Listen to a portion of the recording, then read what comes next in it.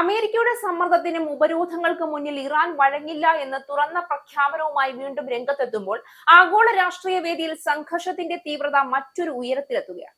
സമാധാന ചർച്ചകൾ എന്ന പേരിൽ നടക്കുന്ന നീക്കങ്ങൾ യഥാർത്ഥത്തിൽ കീഴടങ്ങലിലേക്ക് നയിക്കുന്ന ഒരു വലയാണെന്ന ആരോപണവുമായി ഇറാന്റെ parliament speaker Mohammad Bagher Ghalibaf രംഗത്തെത്തിയത് ഈ സംഘർഷത്തിന്റെ ഭാവിയെക്കുറിച്ചുള്ള ആശങ്കകൾ കൂടുതൽ ശക്തമാക്കുകയാണ്. അമേരിക്കൻ ഉപരോധത്തിനും ഭീഷണികൾക്കും വഴങ്ങി യാതൊരു ചർച്ചകൾക്കും ഇല്ല എന്നാണ് ഇറാൻ പറയുന്നത്. സമാധാന ചർച്ചകളെ കീഴടങ്ങുന്നതിനുള്ള വേദിയായി മാറ്റാൻ ഡൊണാൾഡ് ട്രംപ് ശ്രമിക്കുകയാണെന്ന് ഇറാന്റെ parliament speaker Mohammad Bagher Ghalibaf പ്രതികരിച്ചു. ഭീഷണിയുടെ നിഴലിൽ ചർച്ചകൾ നടത്തുന്നത് ഇറാന്റെ നയമല്ല എന്നും അമേരിക്കയുടെ സമ്മർദ്ദ തന്ത്രങ്ങൾക്ക് വഴങ്ങില്ല എന്നുമാണ് മുഹമ്മദ് ബാഗറിന്റെ പ്രതികരണം. ഭീഷണികൾക്ക് കീഴിൽ ചർച്ചകൾ നടത്തിയാൽ പുതിയ യുദ്ധതന്ത്രങ്ങൾ പുറത്തെടുക്കാൻ ഇറാൻ മടിക്കില്ല എന്നും അദ്ദേഹം മുന്നറിയിപ്പ് നൽകിയിട്ടുണ്ട്.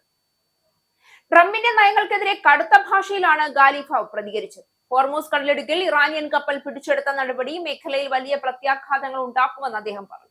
സമാധാനപരമായ ചർച്ചകൾക്ക് ഇറാൻ ഇപ്പോഴും തയ്യാറാണ്, എന്നാൽ അത് പരസ്പര ബഹുമാനത്തോടെയും അന്തസ്സോടെയും ആയിരിക്കണം. ഉപരോധങ്ങളും സൈനിക ഭീഷണികളും ഉയർത്തിക്കൊണ്ട് ചർച്ചാമേശയിലേക്ക് ഇറാനെ എത്തിക്കാമെന്ന് ആരും കരുതേണ്ട എന്നും അദ്ദേഹം കൂട്ടിച്ചേർത്തു. പാകിസ്ഥാനിൽ